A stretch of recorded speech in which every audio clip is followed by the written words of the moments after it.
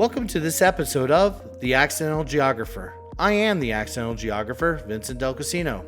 With me today is Dr. Marcos Pizzaro, Associate Dean of the Lurie College of Education and Professor of Chicanic Studies here at San Jose State University. Today, we will be discussing Dr. Pizzaro's interest in the study of schools and schooling and the Latinx experience of those schools, his approach to ethnic studies teaching, theory, and practice, as well as his core insights into K-12 education today, as well as higher education more broadly in the United States. So, let's get right into it.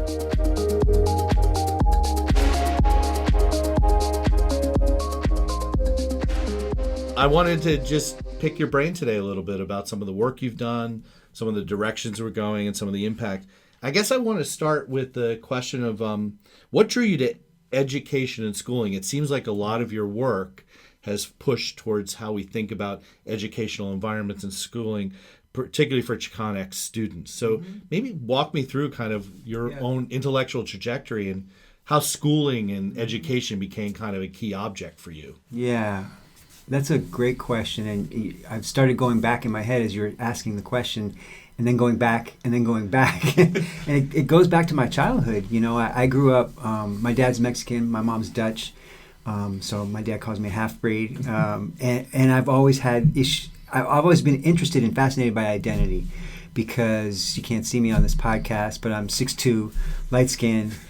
People don't perceive me as Mexican, but I grew up identifying as such because my whole family that I knew was all Mexican. And so I also identify with this communities of color. And going through school, I was pushed and I had opportunities and I did well, but I knew people who were smarter than me who didn't get those same opportunities. And so early on, I remember just thinking about educational inequities and what was happening and why was that happening. And so it fascinated me. I went from public school in Daly City to Stanford undergrad, and I was just like slapped in the face with that inequity again, right? And you know, there was projects that were in East Palo Alto, and for people who know that community, it's like, and during the time I was there, one of the greatest divides between East Palo Alto and Stanford Palo Alto communities. It was so blatant. It was so just unconscionable. So I was, thinking about that, and I had gone in as an engineer to Stanford because my dad said that's a good job, and I just said, "Okay, Dad." I was in the same boat. My father's like, "Get a chemistry degree, then you go work with your uncle." Yeah, exactly. Yeah. Yeah. So we didn't know what I was getting into. My dad was a barber, and so he just talked to people all day, and so he was hearing about engineering. And he kind of like made that suggestion. And I realized I could actually study what I wanted to study, what I was interested in, what kind of like piqued my brain and made me excited. And so that's how I kind of began exploring it. And as I kind of pursued my undergraduate degree, I realized this is what I'm interested in. This is what I want to do. So from undergrad, what were your next steps? Well, my next step in my mind was get a job. And I had been pushed towards graduate school, and so I had kind of like done the path. Didn't really understand it totally, but I've been pushed to it, and I got accepted. And this is during the late 80s, early 90s, and so they were trying to diversify, grad schools, and they're throwing money at people. And so I didn't find a job, and I did get accepted, and I did get fellowship money. And so it seemed better to go to school and get paid to go to school than to not have a job. Yeah. And I went to UCLA's Graduate School of Education, and the big moment for me was, I've told this story a lot, but when I was in the student lounge, the graduate student lounge at UCLA in the College of Ed, and this lady approached me, and she started talking to me and asking if I wanted to be a teacher, and I said, no, I'm not interested in that. And she just kind of kept on, and she basically twisted my arm really hard and said, just come see my school. And so I drove down the 405 to Inglewood, she just Jedi mind tricked me. And within a couple months, I'm teaching 6th grade in Inglewood. And it's, 90% Latino, 10% African American, working class kids. And it was amazing, And I think part of the thing that turned me on also was the contradiction between what I was experiencing at UCLA in Westwood and what I was experiencing in Oak Street Elementary in Inglewood, and the contrast was again striking. And so it's just, these dichotomies have been very, just they've grabbed me and they forced me to say, hey, you've got to wrestle with this. You got to do something about this. It's really interesting you say that. So when I went into my first teaching experience, because I taught middle school in New York, and I went to this area called Far Rockaway. It's like 5 miles from where I grew up. And the way I describe it is when you went over that bridge and went in Far Rockaway, you might as well have been on the moon.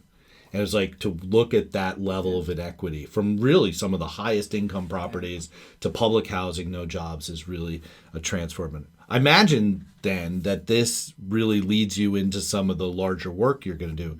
So we're coming into the 15th anniversary. I don't know if you put it this way for yourself, of Chicanas and Chicanos in School, Racial Profiling, Identity, Battles, and Empowerment. The book that you wrote, I sense that this is kind of a big culmination for you of a lot of thinking. Tell me a little bit about that project, what the goals of it were. Yeah, so I did my dissertation, and I was trying to understand. I'll just tell you a little backstory, and you can cut this out if you want. But the first dissertation project idea I had was I created like these vignettes, and I was basically trying to prove that the teachers that I was working with at Oak Street Elementary were racist. So I distributed these surveys to my colleagues as kind of a test run. And it was like, this happens, and what do you do? And it was basically trying to prove they were racist. And somebody said to me, why are you doing this? And I said, I gotta show what's going on. They said, we already know this.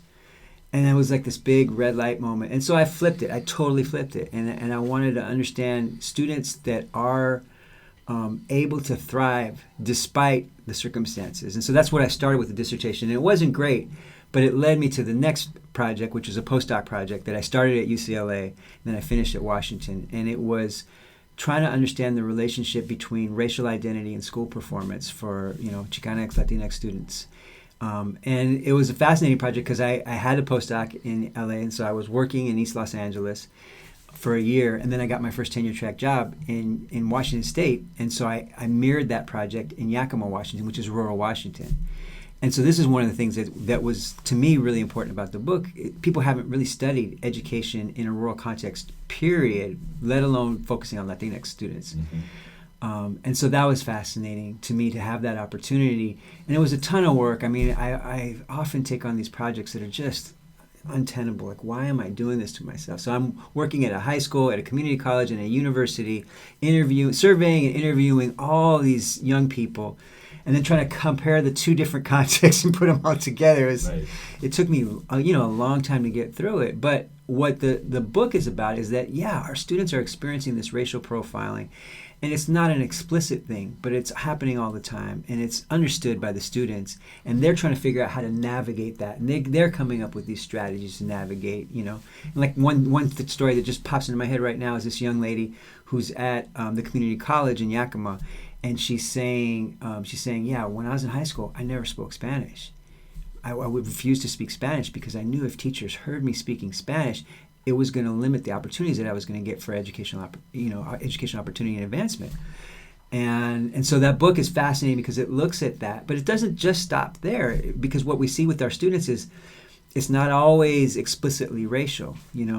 For some of our students, they really felt it along gender lines. There was a racial component, but it was along gender lines more than it was that, or class, or sexual orientation. And so what we're looking at is the role of power and being disempowered, and how that shapes your identity and how that's connected to your educational opportunities.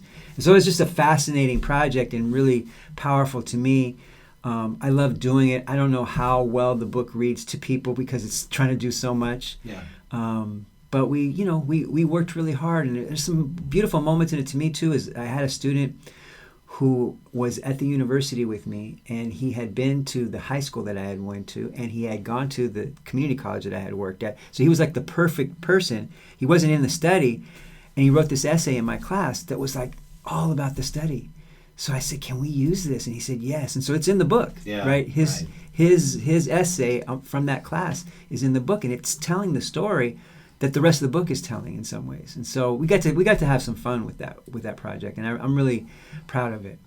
It's the progression you're talking about, as you go from that first question, which kind of, for lack of a better word, is kind of blunt. It's like direct. Mm-hmm. It's like, and you start to, and the messiness of that world starts to hit you, and all of a sudden you start to make more complex all these cross-cutting things. And I think the Yakima thing ends up being a really interesting part of the puzzle, because you're right. One, we don't talk about rurality much around schooling, but also the demographic shift in Washington, right, where we get more Latinos living in Washington as this migration happens that doesn't get talked about very often still to this day. So I think that's really valuable. You do start that book though with this sentence: Chicano students live much of their lives in great jeopardy. That's 15 years ago, and here you are now. How do you reflect on that very powerful statement? And you complexifies that jeopardy to the point of what you're saying. It's very messy. It comes in and out. You move from this kind of towards this. I see later in your work like the implicit bias. These kind of questions. But if just reading that back to you, how do you think about that right now? Yeah, I mean, I haven't read that sentence in a long time. So I don't even remember that sentence, to be honest with you. It opens the intro. Yeah, it opens the intro. But it's true. I mean, it's true now. It's true now for our students. I'm teaching a class right now, and we're looking at racial justice models for doing transformative work in disenfranchised communities. And it's we've got 25 students in there now. 24 of them are Latinx identified. We got one Vietnamese student who's from Eastside San Jose, so real cool. But the students are telling stories that reflect what I was doing research on, in the late 90s, early 2000s, that led to the book project. It's really quite terrifying, to be honest with you. I think it's in a different light, though.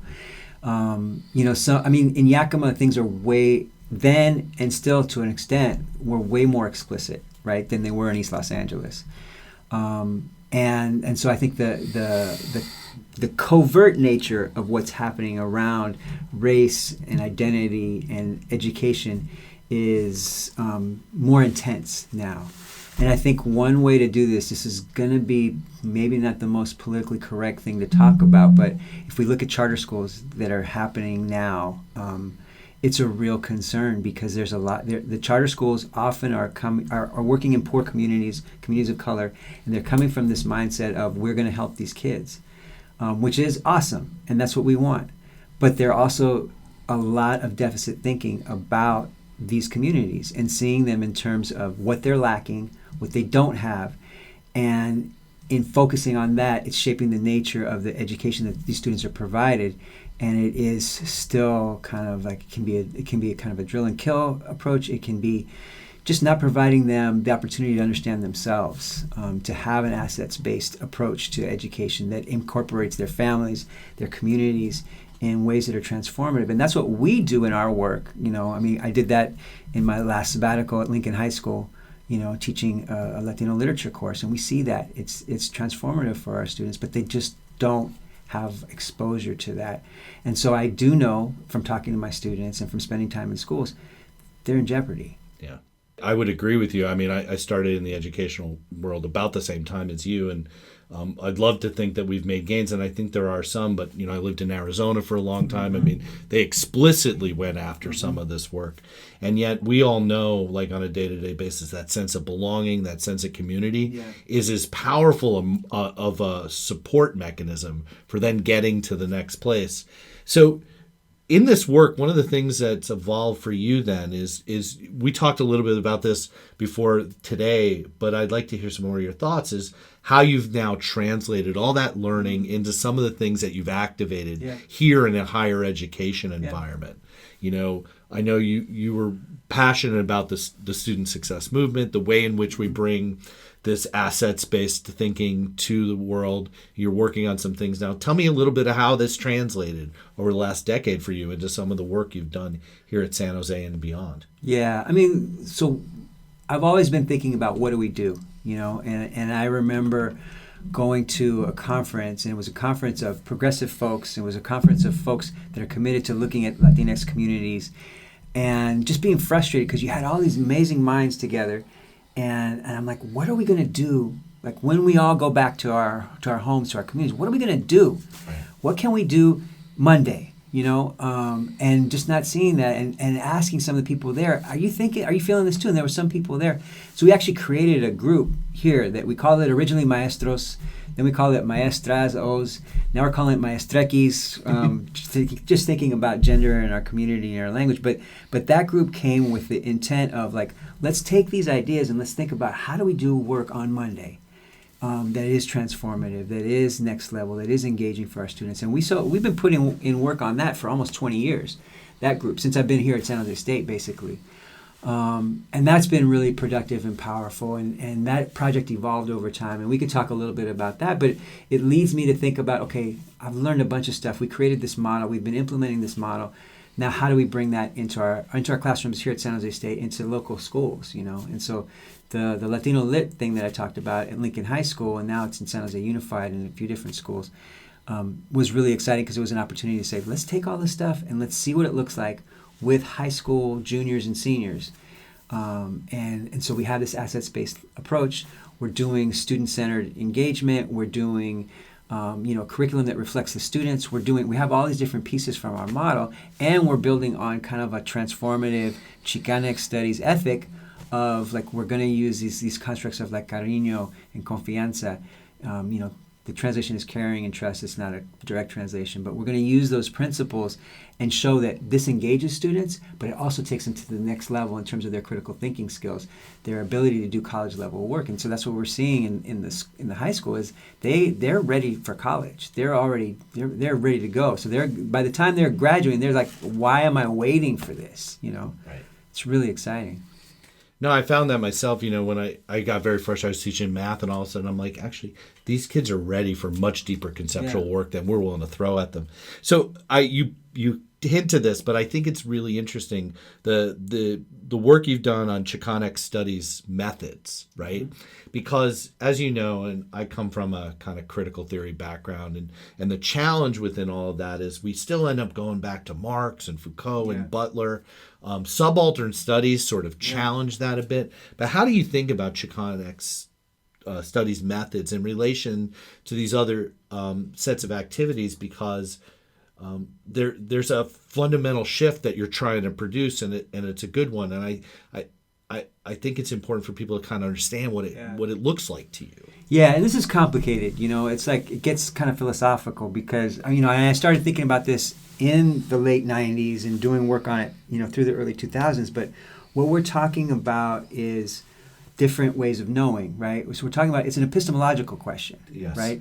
What are the different ways of knowing that exist in these different communities? And some of our native scholars have really helped me think about this, because what they talk about is that there's different ways of being that exist in the world. We don't recognize that and think about that. In the United States, we're taught to think about knowledge as this thing, right? 1 + 1 = 2.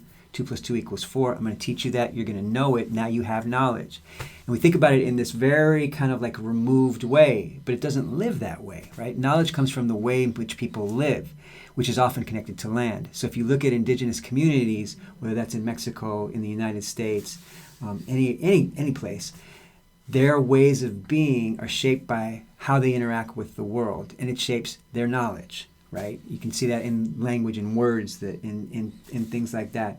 Native communities often are like very verb heavy, right? And so that's because it's a relational culture. It's about the relationship between things, right? That's transformative, right? Because it is a fundamental epistemological shift. Yes, and so what my goal is to help people recognize that, because when they think about Chicanx studies, oftentimes they're thinking about, oh, you're trying to make brown people feel good about themselves, right? And hopefully that happens too, but that's not. There's nothing wrong with making people feel good about themselves. It's not about that though. It's about understanding the world in which we live and what happens when we center these communities and their ways of knowing, and that becomes the lens through which we understand the world. It gives us opportunity to change the world, right? And we know that that's just like, we need that in engineering, right? Like you see problems and you can think of a different way to solve those problems. And I read the spare parts book. That's our book for the semester, and there's a couple of notes in there in the book where the author talks about the fact that the reason these kids were able to solve these problems is because they came from communities where their families had to solve problems without money, but kind of seat of your pants, like, let's understand the problem and then let's figure out what are multiple solutions for solving that. And that's really interesting. And what they show in that book is that if you center that, you're going to learn things. And the argument is, I think the MIT kids learn things from these kids in Phoenix who were working class high schoolers, undocumented, because they had a different way of understanding the world. So that's what I'm interested in. And it's really complicated. It's hard to get people there. But I think that's and it changes the discussion around affirmative action, for example. Affirmative action isn't about letting unqualified people into the university. It's about diversifying the way in which we think about what is qualified, right? And these kids who come from undocumented, the kids that I work with that come from, Greenville and from Salinas and who work in the fields, and they come here to San Jose State, they have a different way of seeing and understanding the world, and it makes the other students better. Right. And I think what's interesting about this is we don't tend to teach, even in university, from this multiple epistemological sets of frames, because that's where white privilege, and unpacking it falls down for white folk, because they don't actually even understand or engage or delve into that epistemology that frames the way in which they move through the world, which is why the values are not like, let's get all the Latinx or Chicanx students to do this. It's more like, how do we embed these kinds of ways of thinking across curriculum so it challenges everybody to shift their worlds. And that's why I think ethnic studies is so important, right? Like for me, like having a vibrant African American studies program, a vibrant Native American studies program at any university, a vibrant Asian American studies, Filipino studies program at any university is critical, regardless of the numbers. Like we don't have a huge Native American population in California, but we do have a population, we do have a discipline there that would benefit everybody. Well, and we're on their land. Yeah. We remain on their land. Absolutely. I'd probably go down this rabbit hole for about 2 years, but I want to shift a little bit in part to some of the recent work you've done as well. And it all parallels. There's clearly a thread here of your trajectory. But your recent work on racial battle fatigue, and this is it jives right with the conversation we've just been having. But what does that concept mean? And how are you using it and applying it in schools to understand kind of now shifting the experience from the students and learners to the teachers, right? The people who are trying to do the work that you're talking about, and we're asking them to go into these communities and do this work. Yeah, I mean it's a fascinating concept, and when I first kind of like heard that concept, it just clicked for me. And what I find is when I present that concept to people of color, to teachers of color, it clicks like right away with them. They understand it, right? And the construct obviously is, people have talked about battle fatigue for soldiers. And the idea is when you're always in the middle of this conflict, right? In the middle of this war, when you're in battle, it heightens everything for you, and it has really significant impacts on you emotionally, spiritually, physically, and so they've done the research on it. That's fascinating. And so William Smith is like kind of the guy who really pushes this field forward. And what he's saying is, yes, this happens around race. And what we see is we see, and when I start to talk about it, I mentioned this, it was in Long Beach last week. I mentioned this construct of racial battle fatigue because there's a bunch of like young, about to be teachers, in this, and I said, how many people have felt this before? And pretty much all the people of color raised their hand, right? They had understood that being racialized has an impact on me. It affects how I see myself. It affects how I feel emotionally walking into spaces. It affects me physically in terms of the drain that it takes on me. And so in doing our research, it's not to say, woe is us, but just to recognize this is part of the toll that race and racism and white supremacy play in our daily society today for teachers of color who are just trying to do good work. They're just trying to be great teachers for their students, and they're dealing with all these different things. So, for example, we've worked with hundreds of teachers all over the country from all kinds of different communities, urban, rural, suburban, and they talk about the fact that they are really successful in their classes. They have insights. They build those over, I was talking with Martha yesterday, who's a 21-year teacher, vet teacher, teaches elementary school. She's amazing, really, really strong. But you come to your school leader and you say, hey, I can offer this, I can help with this. And they kind of just shine you, right? They move on and they highlight, and they've told stories of this. A brand new, like, second-year teacher who maybe went to a, hoity-toity school, right, is a white person, and that person becomes the leader of whatever the next move is that's happening at the school. Right. The impact that has on these teachers, it makes them not want to be in the job, right? Despite the work that they're doing. And so what we're trying to do in our work is highlight this. So we were talking earlier about this epistemological thing. Like, one of our pieces is around this idea that teachers bring this sense of, we're calling it relational accountability. Like, they have a sense of, it's like a higher purpose, right? It's a calling. They walk into these communities and they feel accountable to the students, to the parents, to the communities, to the history, the intergenerational history of these communities. They walk in with that sense of, like, responsibility and commitment that is transformative. It leads them to being kind of like the cornerstone for their schools. And we need to see that, In the paper, and I don't want to do this too much, but I want to quote you because I think it's important, because there's real policy and outreach and work implications. So you talk about, as Miss Shakura, and I think that's how you pronounce the name, describe example after example of everyday racism experienced over 6 years. Her cheerful demeanor shifted. Toward the end of the narrative, she shared with a heavy heart that she was leaving her school and the students she loved because she could not take the disrespect anymore. You talk about, I think it's Mr. Bayani had a very similar experience toward the end of this. And so the implications of we ask so much of these people to go into these communities, and then and through this process that you start to unearth, they can't do it anymore. They fundamentally have to walk off the battlefield. And so this has real policy implications. It has real implications for the practices of education training programs as well, higher ed schools and things like that. So what are some of the kind of implications of this as we try to, address some of this? It to me, when I read through that work, it's more than cultural competency education, which is, understand the cultures. You're talking again about a fundamental rejiggering of almost the brain chemistry, about the relationalities that are so important for and understanding privilege and how to work through that privilege in a way that empowers, because it shouldn't be on everyone else for me to work through. You don't have to work through my privilege for me, but that's often what's happening here. Yeah, this is a tough question. This is a question I don't have a good answer for. It's okay. I think that's what says why we're a university, right? This is what we do. I mean, I think for our work, one of the things that we try to do is we try to identify these issues and make sure people understand them. They have the constructs to go with the experiences that they've had. So that we know that that's revelatory, right?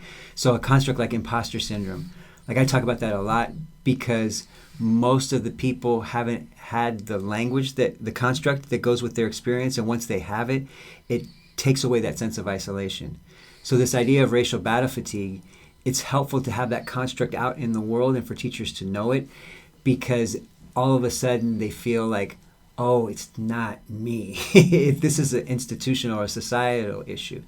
Then the other thing that we try to do is we bring people together. So we have an Institute for Teachers of Color that we do every summer, and we bring people together, and so they have a space where they not only have the construct, but they have the community. And we try to work with them to develop these action plans that they can bring into their world that address the issues that they face, but also push them to that next level that they want to be at.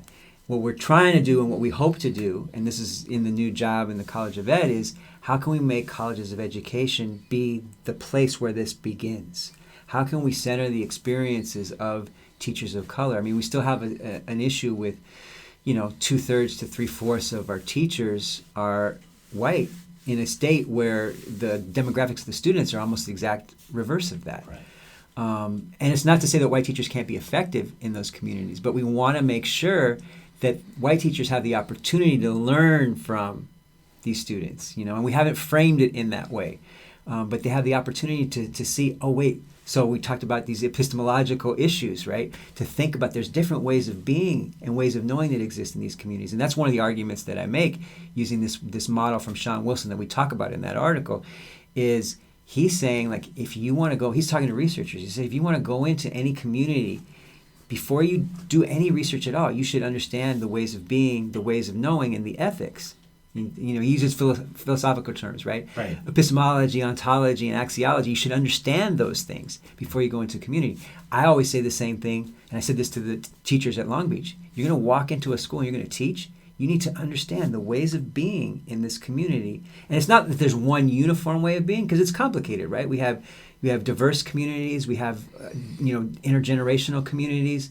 But we want to understand what are the ways of being in these communities, what are the ways of knowing, and what are the ethics in these communities, and that's really powerful and transformative. And I often talk about the fact that these communities really center this kind of like relational commitment, and so in the Latino community, it's this idea of educación, right? Which translates as? It's not education. It's spelled almost the same, but it's not education. It's to be a good person in the world, right? And it's a complicated concept, and you're going to have different terms, different ways of thinking about it. But generally, what our families want is you have to be a good person. You have to walk with integrity, and you have to show respect to other people. So we always talk about this, and I did this at Long Beach. I said, if you all walked into a gathering like this, and it was a family gathering, what would your job be as soon as you walked into the room? And everybody always knows the answer to it. So that's what's interesting, right? Everybody always knows what the answer is. The answer is I have to greet everybody. Right. Saludar todos, right? I have to greet every single person in the room. And so then I ask, well, so what do you do when you leave? Right? Got to say goodbye to everybody. And I joke about that, right? Because it's annoying. For a little kid, it's annoying. It's frustrating. You've got somebody who's got bad breath, and you got somebody who's drank a little too much, and you got to say goodbye to everybody. But what our parents are teaching us is that everybody deserves respect, right? And what I'm doing in doing that is I'm affirming the integrity of you as a person, right? And that's a beautiful thing. Schools should be banking on that. Schools of education should be thinking about that construct as one in which we can build communities of teachers that understand these students and their families and build on their assets. Rather than leverage that. Yeah, rather than thinking, I'm going to go in here and I'm going to save these communities and these students, which is that charter school model. Yeah. Try to say that softer. We're going to work with these communities, learn from these communities, learn together, and build on those assets. Because that one construct, that idea of educación, and our parents wanting us to have that respect and integrity, and we don't do that. It sounds in my class right now. I tell all my students, greet everybody by name when you arrive, and say goodbye to everybody by name before you leave. And what? Oh, come on, right? I'm just trying to remind them of where they came from, but also that's a community builder, right? And so what I know that happens from that is that my students see each other on campus and greet each other on campus. And some of them have said, I had you in class all last semester, never knew your name and never talked to you, right? But now I can ask that person a question about class and my grades are going to be better because of that. Right. That's so I'm kind of all over the place here, but there is a thread here, and I think those are the practical implications of what this looks like. And that's the hard thing, right? For us as faculty, we want to teach a thing, we want to teach an idea to a student. And we're doing that, but we're also showing them what it looks like. And that's the next level, is I'm going to show you what it looks like so that when you're a teacher in a classroom, it comes natural. Well, and I don't think you were all, I think what you're suggesting here is very powerful, which is one, again, rejiggering your brain to reimagine the framework in which you look at the world. But the second thing, and I've thought about this a lot, the first time it hit me was when I traveled abroad, and I realized when you're not the majority, you see yourself in a different way. It's a powerful moment. And you have to be comfortable with the discomfort. You're not going to know it all. You don't understand it all. And I think sometimes in educational environments, particularly in higher ed, we walk in, we've done all this work. We're only 2% of the population, people with PhDs. We got there and we feel like we're supposed to have authority and walk in and we miss that moment sometimes to do the things you're talking about, to pause. And this hit me a long time ago. I wrote a textbook, and I was like, man, this thing goes on forever. I can't even teach this whole thing. And it's kind of like I felt like they needed all this content. And when I realized actually they needed 3 or 4 key things, and that's what they were going to remember and take away. How do I embed that? How do I, and that's what the messaging I sent out. I said, like, stop, pause, say something to somebody. And I got a message back. I have 200 students. I go, but nothing you're teaching about chemistry or biology or geography is as important as stopping for a moment and going, hey, that first exam didn't go so well for you. You want to spend 5 minutes, right? Yeah. Those kind of relationships, they're the kinds of things we need to build in here to address kind of what you say, in a lot of your work about racism neutral work and some of the other things, right? Yeah, and so you make me think of one idea that I always think about for people who are in STEM and feel like, I don't know if I can do that stuff you're doing, And you could just do one simple assignment that I think is always important and interesting to me. Is like, what's your math story? Or what's your science story? Right? I mean, that's fascinating because if I hear that and I learn that, it helps me think about how am I going to approach this content. If I really understand that this student always struggled with science until it was that one chemistry teacher junior year of high school who said, you've got a scientific brain, you just haven't been able to use it yet. If I can build on that, I think that's transformative for my students. No, I would agree. And, I think more people should talk about their first gen experience. I bet we have a lot more first gen faculty than people even talk about. Right, yeah. But how did I get through school? Yeah. And again, I think people see that as sometimes a drift from their mission of doing that content. And I think it parallels. Well, I really appreciate this conversation. Yeah, and I thank you for the time. What's exciting for me coming here is I see that the faculty, the staff, the students see this campus as an extension of and in relation to and the learning that goes on with the communities. And I think that remains really important. And it's exciting for me to think about, how we do that sort of work.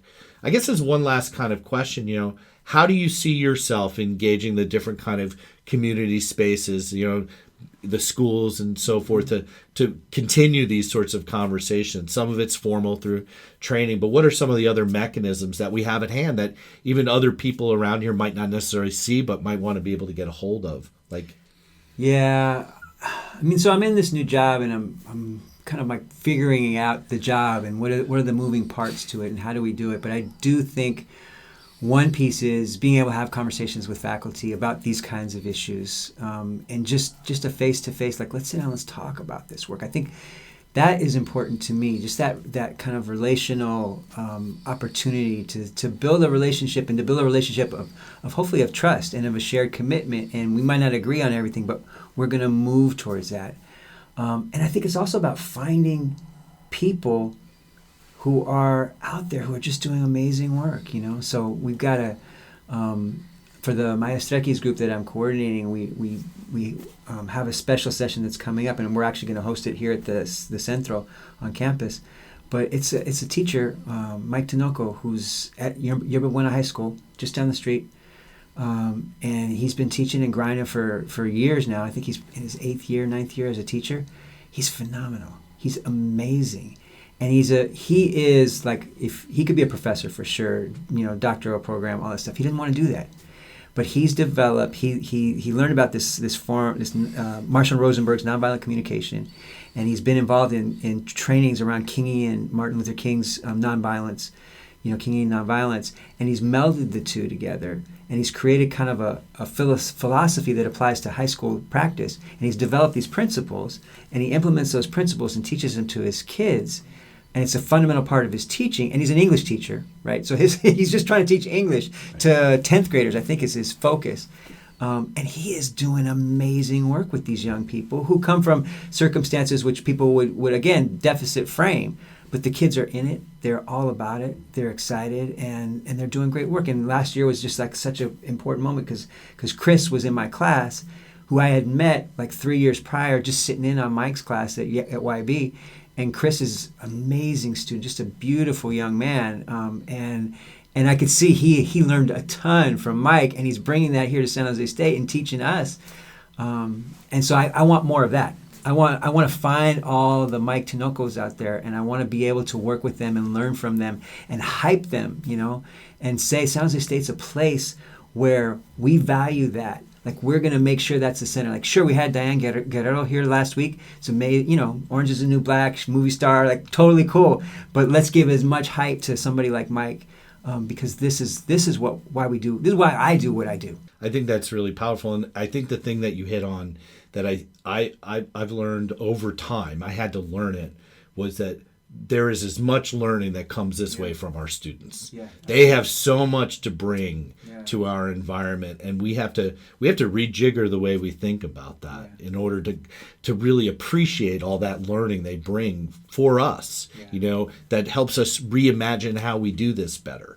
And connect with the community. So they're incredible. They're absolutely incredible. I'm always just amazed and blown away. I'm doing this thing this semester where I had students, they're doing these readings, and so I'm trying to figure out, like, how do I get them to talk about the readings without having to write an essay or something that's killing them. So I said, do an Instagram post on these readings, and you have to have a caption though. But it's Instagram caption. It's not like a book length or whatever, right?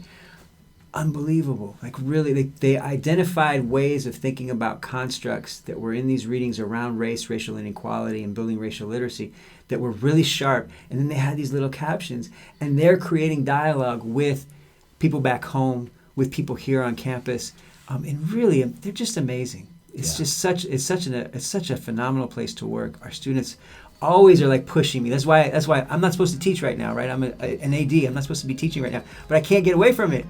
I'm going to teach next year. I can't wait. Can't wait to get back in the classroom. All right, well, we could probably go on for, I know I could go on with you and suck up the rest of your day, but I really appreciate the time. This is really fabulous conversation, so thank you so much. Yeah, thanks.